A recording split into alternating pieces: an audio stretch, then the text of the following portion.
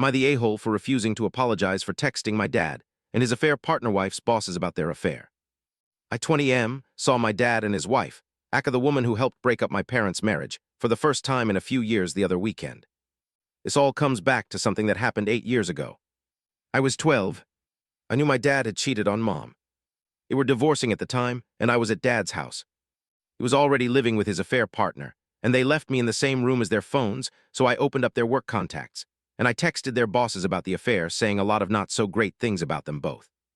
My dad's wife found out about it first, and she freaked out. She was screaming and asking WTF I did, and called me a little shit. I laughed in her face pretty much, and when Dad realized, he was more calm, but asked me why I'd do something like that. I said something like actions have consequences, and how he used to tell me that all the time. It was this big issue for over a year. I refused to apologize for it, and so they stopped letting me come over because I used to gloat that there was nobody I wouldn't tell. I saw my dad a couple of times after that, but it was easily 4 years since I saw Dad last before the other weekend. It came up during dinner. My dad's wife brought it up, and she said I ruined their reputations, and they had never recovered from it, so I owed them a huge apology. She said I could have cost them everything, and what did I expect them to do? I told her she didn't want me to answer that because my opinion of them wasn't very high. I refused to apologize, and she tried to start a fight, but I ignored her. My grandparents told her to quiet down, but she was sulking and making it all about her and Dad.